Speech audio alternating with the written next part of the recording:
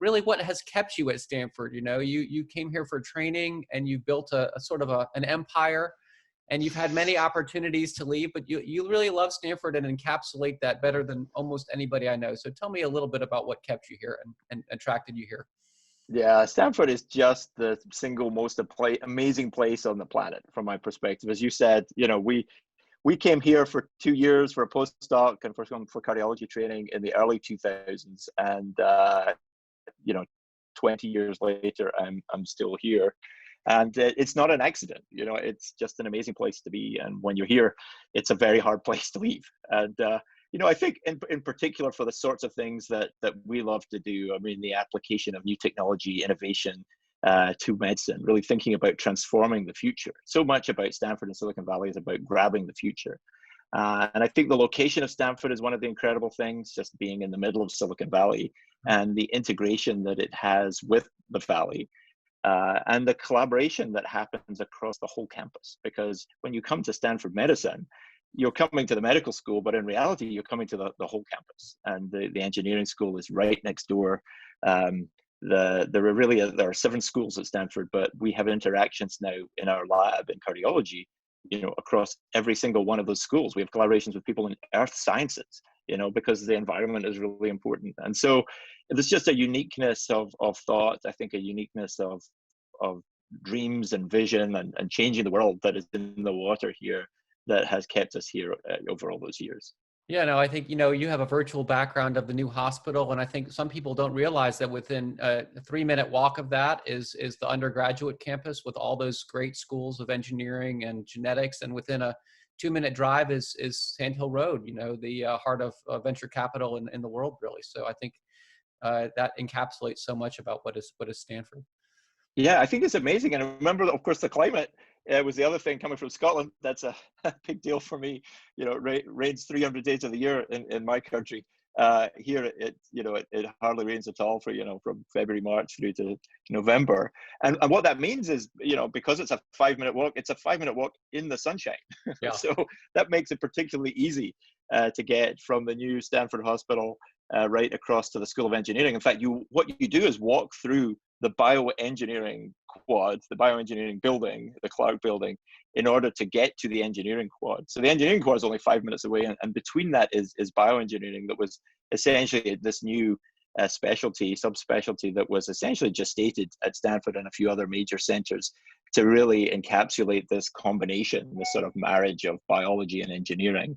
And I think so much of what we're excited about in the future of cardiology comes from engineering, whether it's electrical engineering, where we're building new gadgets, where we're understanding electrophysiology at a deeper level, through to computer software, things like artificial intelligence. And we have a large new institute for human-centered AI.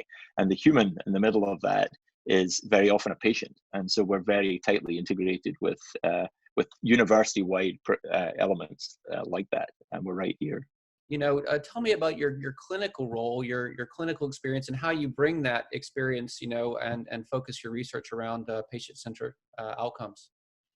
Yeah, one of the things that really attracted me to Stanford when I first came was the fact that there wasn't a separation between even the basic scientists and the clinicians, and there was a great respect across that divide, if you like, and a really easy transition. So I was talking to clinicians when I first came who were doing basic science. I was talking to clinicians who were doing translational science. I was talking to clinicians who were doing outcomes and quality-based research.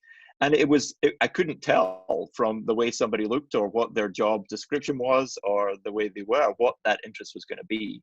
And that was something that was really attractive to me, because that's not the case everywhere. So in my own role, for example, I spend about a quarter of my time in clinical care. So I have a clinic every week. It's supposed to be an afternoon, but it spills into the evening, of course. And then I do 8 weeks attending on the CCU. And so our CCU, you can see basically behind me on the screen somewhere around here, and then the step down unit is up here. This is the best room in the house, view of the hills from right there, which is incredible. And I think that the patient-centeredness of what we do, I mean, so it is literally the description of what we do is the patient is at the center. So when we think about the research that we do, it always starts with and comes back to the patient. And that's the case when it is for example, that we need a new treatment for heart failure. So we're doing work, say on the genomic side, to work at a new target, and then we take that to the lab and we push that through cell models and then animal models and then back out as a startup company where it actually is turned into a medication that is given to our patients back in the hospital. And that circle is something I think that we are in a position to run round, you know, like a mouse or something, run around that circle more than, you know, than potentially anywhere else, because we have faculty that start with the patient, identify the issue, and can take it all the way through basic to clinical translational work back to the patient. And the clinical trials, obviously with appropriate conflict of interest, are often carried out here too. And so I do think that that is something that is pretty unique about what we do here. Yeah, and I think that was part of the impetus for you founding the Stanford Center for Inherited Cardiovascular Disease, which I'm part of. And maybe talk a little bit about that, and then specifically touch on the role that, you know, you have as a mentor to fellows clinically, both in the CCU and in the Inherited Disease Center, and what that brings to them. I really view that as one of the most fulfilling and most important parts of my job. I mean, we have such incredible fellows, and as I say to each one of them as they come through, often we spend quite a bit of time on CCU. There's a little gap in the day after when the residents go off for their education, and we go off and spend some time together drinking coffee and talking about life. You know, sometimes we learn more in that half hour than we learn in the rest of the day. But you know, that mentorship role I think is really important. But we really view our fellows as faculty, essentially. We treat them that way because by the time you've trained that long and that hard, you really know a lot. And I obviously I'm hoping that I can teach our fellows a few things about critical care and cardiology and heart failure. But equally, I'm looking to learn from them, because they are much more up to date than me on any number of internal medicine things. And we look to learn from our residents and fellows, and particularly though that we really think of the fellows as colleagues and faculty members. And I think that's something I realized when I was a fellow here and really appreciated it. And I think it's something we've continued. The fellows are also, of course, in clinic. And as you mentioned, we have a center here for inherited cardiovascular disease that we founded in 2009. And we've been just really excited to build that over the years. It started as basically a half-day clinic and a half-time nurse. But now over the two hospitals, the Children's Hospital and the Adult Hospital, we have a total of 17 clinics. Yours, of course, and the work that you do in FH is a really important part of that. But what's unique, I think, is that each sort of vertical of that, if you like, whether it's cardiomyopathy or familial hypercholesterolemia, Marfan, inherited arrhythmia, each one of those is led by a physician scientist, someone in our division who has a lab and also runs the clinic. And so we're able then to see new patients, and every time we take a new patient, it's really a new family. We have the largest genetic counseling team, cardiovascular genetic counseling team in the world. We have 9 genetic counselors in cardiology.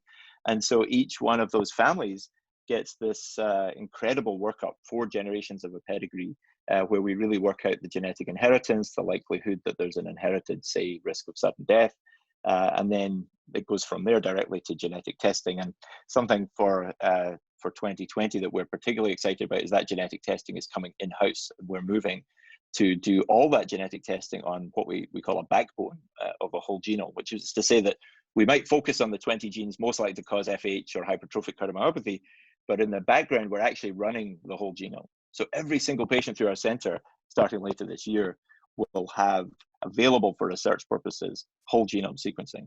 And just think about the discovery potential of that as we move forward over the following few years. And I think that's going to be some amazing opportunities for fellows coming into the program to be able to combine clinical insight with whole genome sequencing data to be able to really understand these conditions better than we ever have. You know, you have now assumed a really important role at Stanford. You're the Associate Dean of Personalized Medicine, and many kind of streams or rivers, you know, kind of came together for that. You're wearing a beautiful shirt from the Motor Pack Consortium, which is probably one of the coolest designs around. Tell us a little bit about the vision for personalized medicine here, how you've gotten here. You've done seminal work in exercise physiology and personalized medicine and genetics, and it's been incredible to see. Yeah, and our leadership has really pushed this to the forefront. I think they recognize an opportunity that Stanford had strength really from basic science all the way through to clinical implementation, and they wanted to see those better connected around this axis of personalized or precision health. Importantly, just we use the term health here because we're interested in preventing and predicting disease. That's very much part of it nationally, including from the Obama administration, and now the program called All of Us. That the focus had been on precision medicine. I think at Stanford we want to go even a little broader than that to say precision health, and think that we want to get ahead, especially in cardiovascular disease, to get ahead and predict and prevent disease. So yeah, the new role is very exciting. I was honored to be asked to do it, really to help with integration across our whole healthcare system and across our whole school, and then beyond that to the university, and then even beyond that to the environment of Silicon Valley. We have this phrase here which we like to say, which is invented here, used everywhere. And that's certainly the case for Google as one example, and Yahoo and others over the years, the tech companies. What we want to see is even more of invented here, used everywhere in the both biomedical arena and biotechnology arena. And so, yeah, we have a genomics program that provides, as I was just mentioning, the genome backbone for the cardiovascular genetics testing panels that we're rolling out this year. That program also does testing for mystery diseases, some of which are cardiovascular. That's across both hospitals, the pediatric hospital and the adult hospital. And then in the following year, just coming up, and this is work we're doing together, which is really exciting, we're looking towards that prediction and prevention more. And so we've understood rare disease, Mendelian disease better, so things like hypertrophic cardiomyopathy, long QT, Marfan, and genetic testing has been very effective in those domains. But what about most of the patients we see have complex disease like coronary artery disease? We're worried about them having an MI, and we know that 50% of your risk for having an MI comes from your nature, and 50% from your nurture. But most of our focus has been on the nurture, and so what we're looking to do is bring out new testing, and this will be across the healthcare system, but starting in cardiology, of course. The use of polygenic risk scores on the clinical side to enhance our ability to predict who needs a statin, who's likely to have an MI. And we know that we can improve the prediction of MI over ASCVD risk scores, and in the UK, QRisk they use, and many others around the world. We know that we can improve them. And the technology has now got to the point where for $50 or less, we wrote about this in an editorial last year, you can actually get this broad-ranging clinical information. We actually are doing low-coverage genome sequencing to get it, and enhance our ability to say who exactly it will benefit from that preventive care. So, yeah, there's elements to do with genomics that are exciting.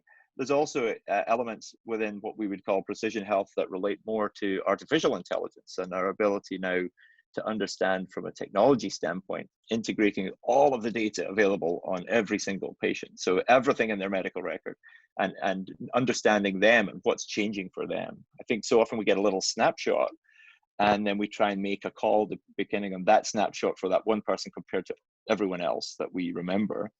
But we can do better than that. We can have a computer go and look at not just the patients we remember, but the millions of patients that other people remember. And I think of your FH program, the Find FH paper that you put together, where we really, I think it's just a leading example of the application of an artificial intelligence method of finding patients, and then and then pulling them into the healthcare system in order to do preventive care. Talk to us a little bit about your role in this idea of teaching computers how to help us read echocardiograms. I think that's a shining example of the kind of collaborative work that has gone on and will really directly impact patient care. The work over the last year was led by one of our cardiology fellows, and in fact, I like the fact that his graduation, you pointed out that on the day his Nature paper was published, he was also in the cath lab doing PCI and stenting someone with an anterior STEMI.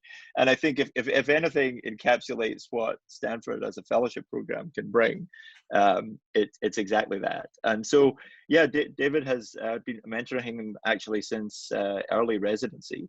And he'd been interested in computation and thinking about applying that to cardiology for a while. And we talked about a variety of ways he could do that. And a variety of applications for this exciting new deep learning approaches. And we've seen them in radiology, of course, reading x-rays. We've seen them in a variety of other domains like dermatology. But one of the things about the heart that we love about it, that we're all attracted to, is it moves. That makes it so much more interesting than every other organ. And it moves and it beats and it contracts and it relaxes. And so there's a uniquely interesting challenge there, because we look at videos all day long. We don't sit in radiology looking at screens. We look at screens, but we look at moving images. And so there was an opportunity to really collaborate with a computer scientist who actually I was lucky enough to be able to, I was chair of the search committee that brought him to Stanford as part of our new biomedical data science department, James Hsu. And so I connected David in with him, and we had this wonderful collaboration. So formed with a cardiology fellow at its absolute center, where we combined the work we'd done in computational biology focused on the heart and the phenotyping of the heart through ECGs and echoes, with the work, the cutting edge work that James was doing in his lab around thinking about video AI. And this, and David, our fellow, provided the glue between these two groups and really pushed ahead, not just in the technical side of applying AI to echocardiography, but in bringing the big data together. This is the point of your question. The data is actually available, and he was able to bring the clinical data in, the echo data in, because of his position between the technical side in computer science and the clinical side in the hospital, he's also able to then get permissions to share 10,000 echocardiograms with the world. So I was so proud of him for doing that, because not only did he do his work, not only did he have a great paper and develop a great new approach, he actually shared the data with the world so that everyone, and we now get emails every few days from people who are in another part of the world working on even better AI models to try and beat his model. And I think, so we're looking at really having global impact by sharing data.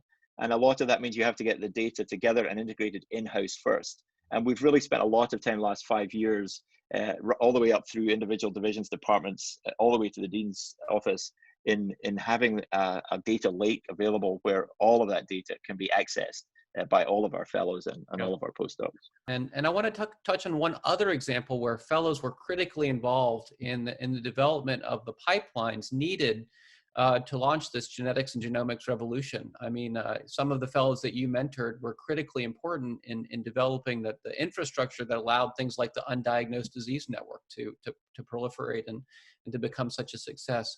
Maybe touch just a little bit on what that Undiagnosed Disease Network is, because I think it's a Sherlock Holmes-like story that's kind of exciting. In some ways, we all went into medicine thinking that we were going to be doing Sherlock Holmes more often than not, that we'd be stroking our beards and thinking deeply about what the diagnosis was. And, you know, I think then we all realized that common things are common. And for the most part, most of what we do is very appropriately so, protocol driven.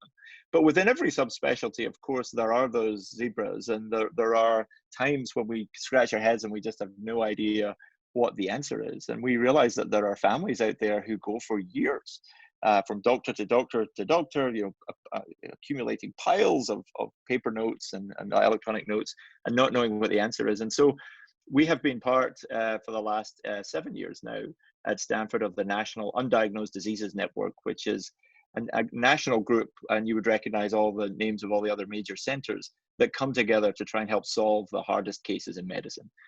We basically talk every week nationally. Of course, we have multiple meetings in-house, but anyone can apply nationally or internationally, and we then accept patients into the program. We sequence the whole family of every group, and then we use that information. Probably about 20% of the time we solve the case by sequencing the genome, but 10% of the time we do it by the old-fashioned route of pulling people together, experts from wherever they are in the world, bringing them into the room electronically and just getting their opinions. And so cardiovascular presentations are common as part of that. And neurology presentations are the number one, but cardiovascular is prominent there. And so again, this is something that fellows who come to the program have an opportunity to interact, not just with our Center for Inherited Cardiovascular Disease, where the diseases would all be recognizable, but also the Undiagnosed Diseases program, where none of the diseases are recognizable. Maybe they have elements that you recognize, and maybe you can bring some expertise to help us solve that issue. But that opportunity is also very much available to the fellows and the trainees who come through. You've really embraced the Bay Area. You came from a long way away, a little country in just a little north of England. If anybody can tell from your accent, what is it? Uh-huh. What is so nice about the Bay Area for you?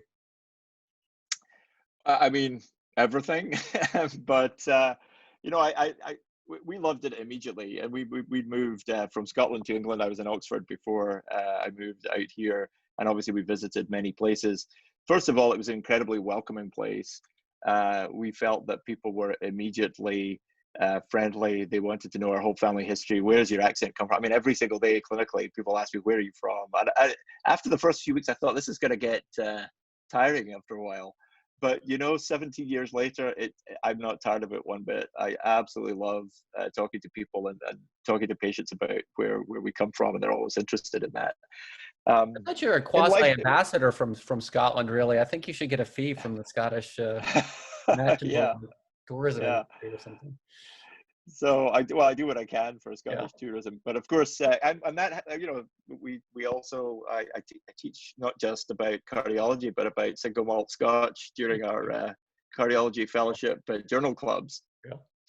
We do the cardiology first and the single malt Scotch second. So, but the lifestyle here is amazing. I mean, it may be not the place you can buy the 5-story mansion because the house prices are challenging, but this is a place where the outdoors is very much part of your life, and so we regard the outdoors as very, very much part of the deal when we're here, and we love the mountains are only a few hours north. The beaches are just a couple of hours west or south. And there are just so many major advantages. If it's wine that you like, the wine country is just around the corner. And so I think that there are just so many advantages to living here that it's a wonderful place to be. The preceding program is copyrighted by the Board of Trustees of the Leland Stanford Junior University. Please visit us at med.stanford.edu.